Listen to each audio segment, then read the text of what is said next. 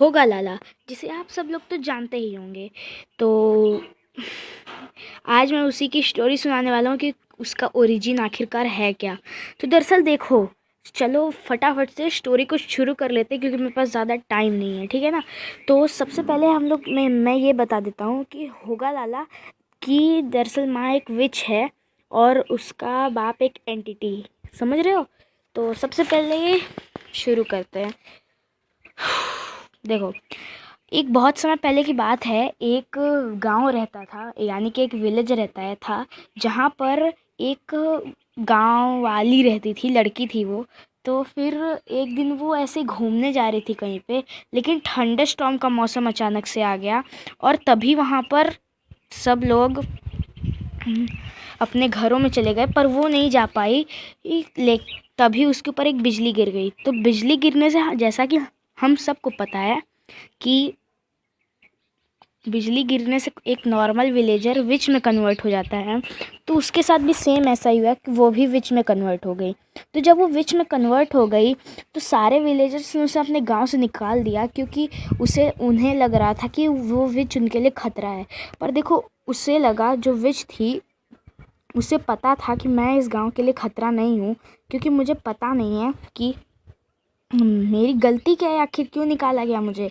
इसलिए वो जो विच थी वो चली गई गांव से, और वो सोची कि अब मैं इस गांव से बदला लूँगी। तो उसने क्या कहते हैं, बहुत सारे बुक्स पढ़ी डार्क मैजिक की, और उसने उस एंटिटी को समन कर लिया, जिस एंटिटी को मतलब वो बुलाना चाहती थी। और वो एंटिटी था वो जो आप लोग को CS स्मार्टी पाई की सीज़न 3 की लास्ट वीडियो में दिखा होगा, यानी कि जो डार्क एंटिटी था, जो सबसे बड़ा किंग वाला एंटिटी था, जो कि आपको हिमलैंड्स एंड गेम वाली वीडियो में दिख ही गया होगा।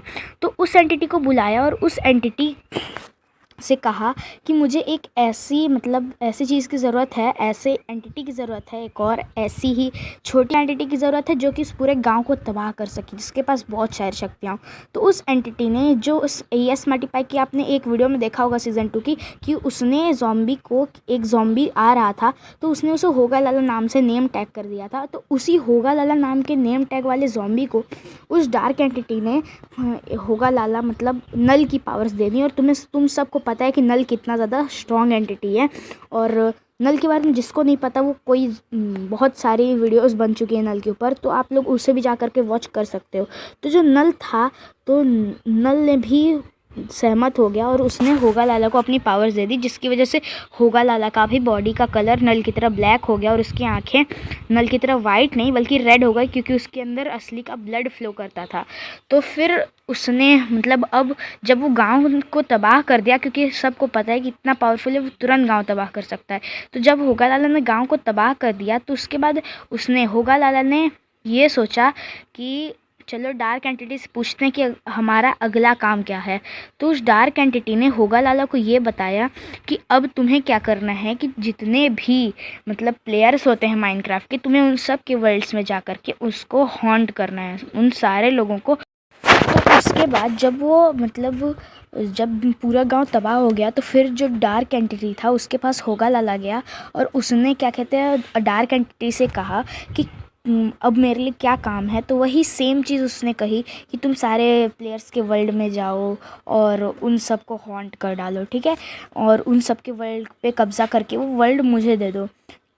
तो फिर जब होगा लाला वो सबसे पहले उसने चूज़ किया कि वो यस माटी पाई के वर्ल्ड में ही जाएगा, क्योंकि यस माटी पाई का जो वर्ल्ड था उसमें होगा लाला को यस माटी पाई ने कैप्चर जब कर लिया था नेम टैग देके, तो उसे बहुत गुस्सा आता था। इसीलिए अब होगा लाला यस माटी पाई को हॉन्ट करने जाएगा। और हम सबको पता है कि जब यस माटी पाई को हॉन्ट करने गया होगा लाला, तो फिर क्या हुआ, उन सब का एनकाउंटर, सबका डार्क हिमलैंड, फलाना जी की डेथ, और डार्क एंटिटी और होगा लाला दोनों को जब सब ने मिल कर के कैप्चर कर दिया, क्योंकि सब ने मिलकर के कैप्चर कर दिया। उससे मेरा मतलब है कि सब ने मतलब यस स्मार्टी पाई उस वर्ल्ड में अकेले नहीं थे, उनके 3 दोस्त उनके साथ थे, ये ड्रीम बॉय, फलाना जी और एजी और टीन ड्रीप, और इन सब के बारे में हमको पता ही है। बाकी आज की वीडियो के लिए इतना ही। अगर आप लोग को वीडियो अच्छी लगी हो तो यार चैनल को सब्सक्राइब कर देना और वीडियो को बिल्कुल से लाइक कर देना। और मुझे पता है यार अच्छी स्टोरी नहीं बनी है, बट जितनी भी है मैंने बहुत कोशिश की है ये स्टोरी को थोड़ा अच्छा बनाने की।